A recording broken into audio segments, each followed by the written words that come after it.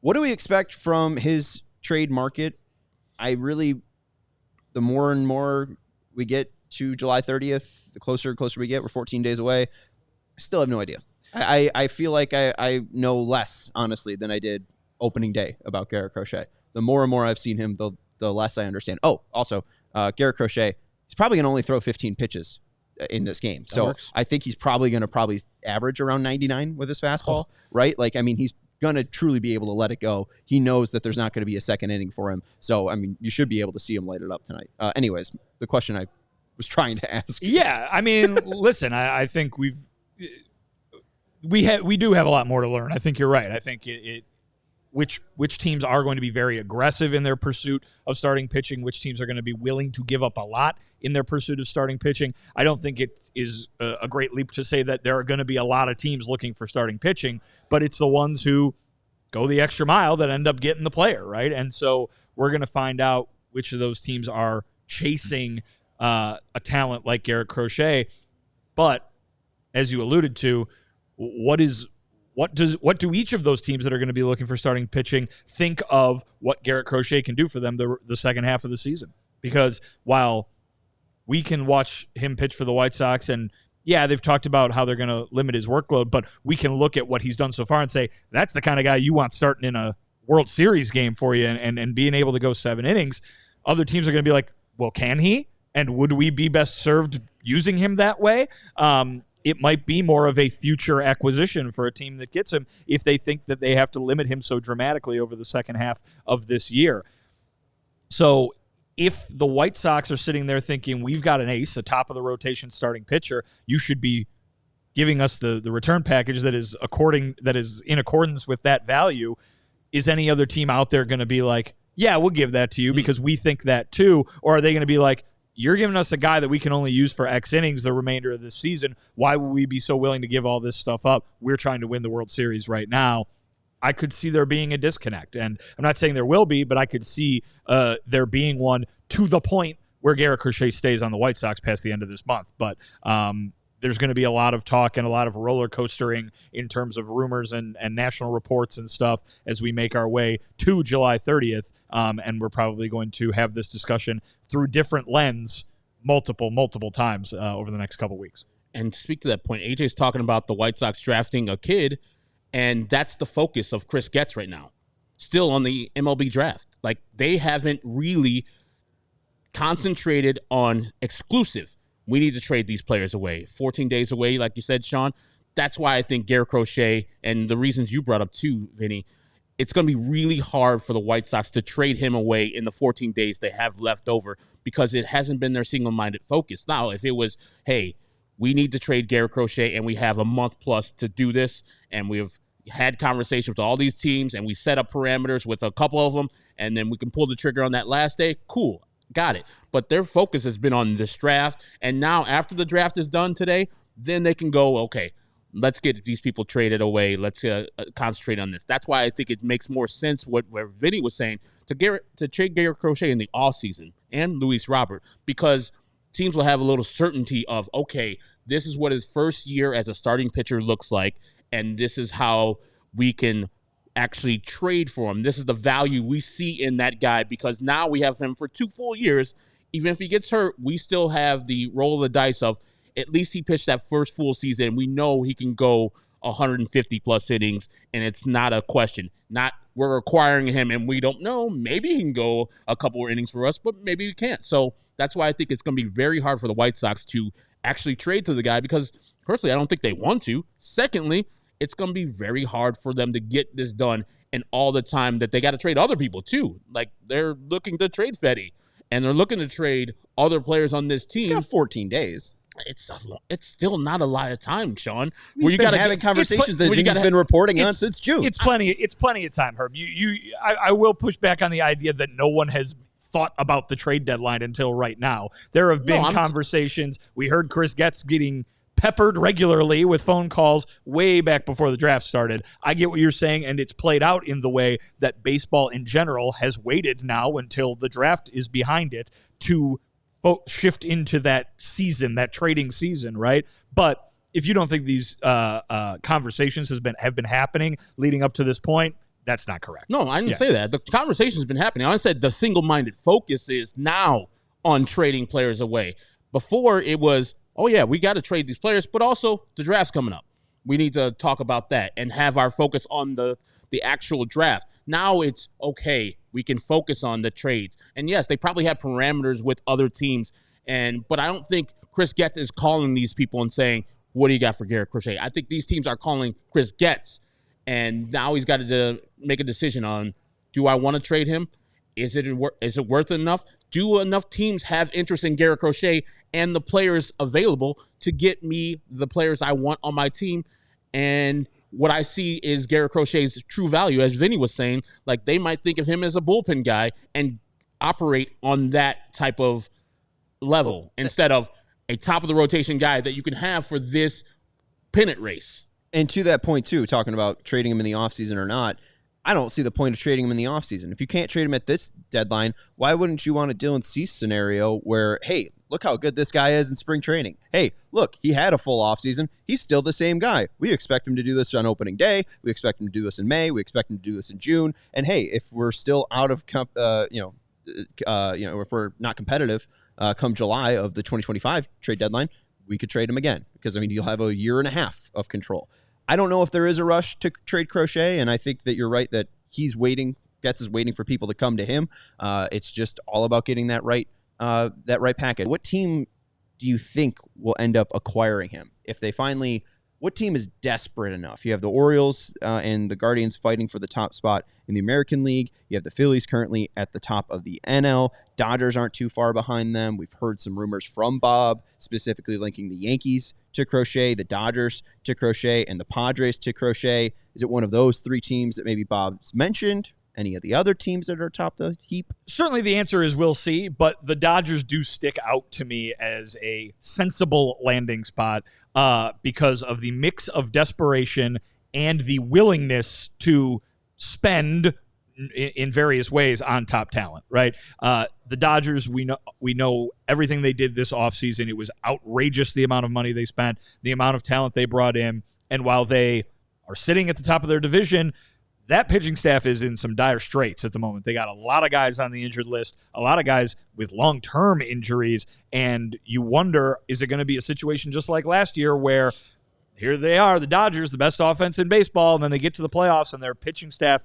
is a shambles and they're out in the first round because they are wondering who they're going to be able to start. It's crazy that this would happen to them again, but I would say that the desperation is probably kicked up a notch because of everything they did in the offseason. They cannot afford to have that happen again.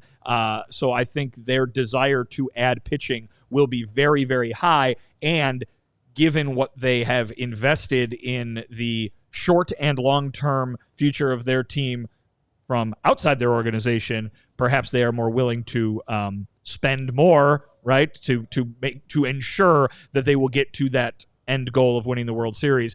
In this case, it would mean prospect capital instead of dollars, but I see them as being a sensible landing spot. Of course, they're not the only potential one.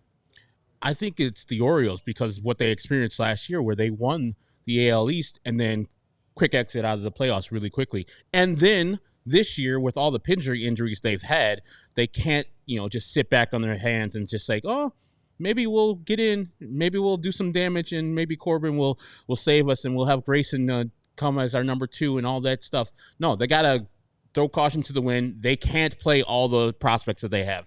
They can't. There's too many of them.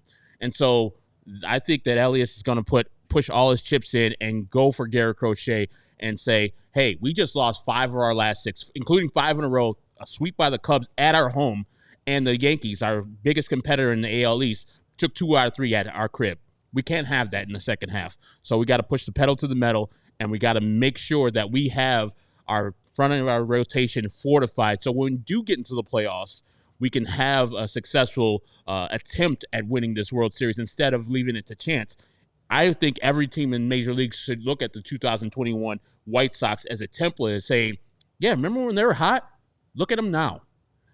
The window closes quickly. So if you're not going to strike and you can't win the World Series next year, you got to win this year's World Series this year. So I think the Baltimore Orioles especially with new ownership, wants to win this World Series, wants to win this year. And so I think they'll push their chips in and go and get Garrett Crochet. We'll see. I mean, I don't know if they will, because I think Fetty makes more sense for them. I mean, they've been so conservative with trading prospects. They didn't even want to go out and get Dylan Cease, a guy who we knew could start 32 games for you in a major league season. They went with Corbin Burns because he was a cheaper option, even though they have the prospects. I don't know if they, with all the question marks around Crochet and his workload, I don't know if that's going to be their guy. Emiliano with another super chat. We appreciate Emiliano, and he also has some Cuts Polo, so appreciate you supporting the sponsors. Crochet to San Diego for Salas and DeVries. If Salas is untouchable, replace Snelling. Baltimore makes sense too. Again, we talked about Baltimore. I don't know if it makes sense because I don't know if he's a starter, and they definitely need a starter.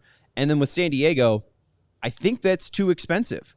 We heard from, or at least I read it, at allchgo.com, due to Vinnie Duber's updated trade rumors, that the Yankees, or Chris Getz is looking to the Yankees and looking for Spencer Jones specifically in a deal for Garrett Crochet. Ethan Salas is the 5th best prospect in baseball. Spencer Jones on that list is 74th. Leo DeVries, I think, is 80th. So DeVries is closer to a headliner than Salas, at least for Crochet. If they're trading Robert, I think that Salas would have to be included for a San Diego trade. But I don't know about that for Crochet. Looking at possible deals that might comp to a Garrett Crochet deal, last year, maybe it's like Justin Verlander being traded back to the Astros from the Mets. The Mets ate a ton of salary to even have that trade happen, but the Astros sent 2 of their top 4 prospects to that. Just looking at a prospect return, they ended up trading the Drew Gilbert. Drew Gilbert, Houston's number 1 prospect and the number 68th prospect in baseball, and Ryan Clifford, Houston's number 4th prospect, to the Mets. Maybe it's a little bit more intriguing. Maybe it's like the 1st and 3rd of a team's prospect dealing, but I think it is a top 70 prospect or top 75 prospect that they're looking for as the headliner, capital the headliner. And again, I don't blame them for doing that. I mean, Garrett Crochet has undoubtedly been one of the best pitchers in baseball, and I get everything that comes next is maybe a little bit hazier than that. But if you're the White Sox and you're valuing this guy as a top-of-the-rotation starting pitcher who can do what he's done over the last 3+ months, why is that bad? That's not bad. And if it means that you don't make a trade this summer, well, then guess what? You still have one of the best pitchers in baseball.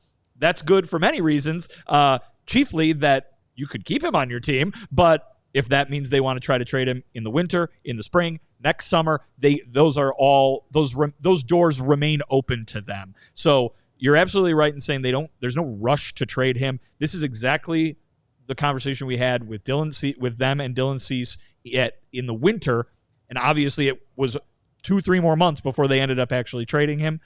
It's the same conversation we're having now with Crochet, and it might even be a longer period of time before they end up trading him. And I know the season's been terrible for White Sox fans, but this is the building blocks of the future White Sox team. So this next 14 days is going to be really exciting, and Chris Getz has all the cards. He's running the show right now in Major League Baseball with all the people they have as far as trades they want to have. And everybody's been coming to the White Sox for their talent. And so Chris Getz can just be sitting back, chilling, and saying, hey, I'm running the things in MLB for the next 14 days. So this is good for you White Sox fans. We're finally getting some shine because this is where we're going to be trading some players away and getting some good prospects coming back. And I hope if Garrett Crochet does get traded, we get this big-time package that everybody's like, okay, I hate that Garrett Crochet is on some other team, but, man, those players they got back, oh, my God. One more thing on the Dodgers front, too.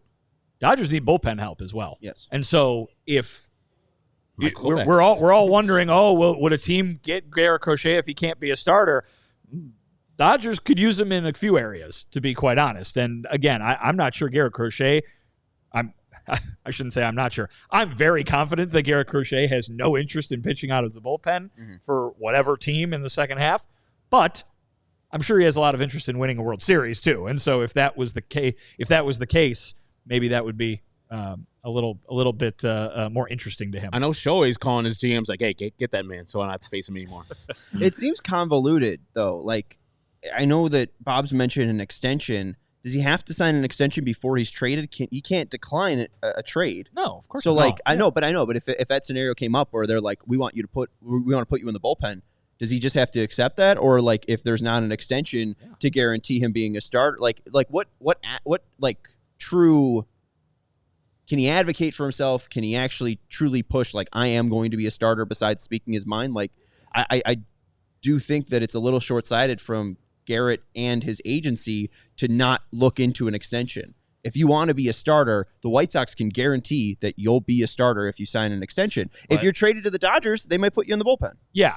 Again, I think that any team, I think the conversation is that any team that would be trading for him would be happy to have him be a starter come opening day next year. It's the idea of, if we're trying to compete for the World Series and you only have X innings on your arm, how can we make the most of those X innings? And the idea might be use them only 1 inning at a time rather than 5, right? And so that might be the thing there. When it comes to that extension mention, I think the idea there would be like, we want to extend you now so we are sure to get you as the starter far into the future in case we overwork you this year and you might injure yourself, or just we have concerns about an injury to begin with. But remember, the Dodgers acquired Tyler Glass now and pretty much immediately extended him. That guy hadn't pitched, over 150 innings in his whole 120 innings in his whole career. And now he's looking like he's going to do that easily. And so without seeing him being the everyday first starter, they gave him an extension. I see the Dodgers doing that with Garrett Crochet if they wanted to. They have no problem with doling out money to players that are not theirs that they acquire via trade. They did that with Mookie Betts too. Yeah, Emiliano with another super chat. Appreciate it. White Sox hold all the leverage. They can keep him and extend him. There is going to be a bidding war when he's the best starting pitcher on the market and 10 teams want him. I don't know if 10 teams want him. 29 teams want him. 30 teams. 30, We've heard that 15 teams have been calling. Like, how many teams are actually being serious about acquiring Garrett Crochet? I'd probably say it's 5 to 8. But I mean, they do have all the leverage, and again, that's why he's not making calls. If you want Garrett Crochet, you have to make yourself known to Chris Getz. So We all silly like the mayor.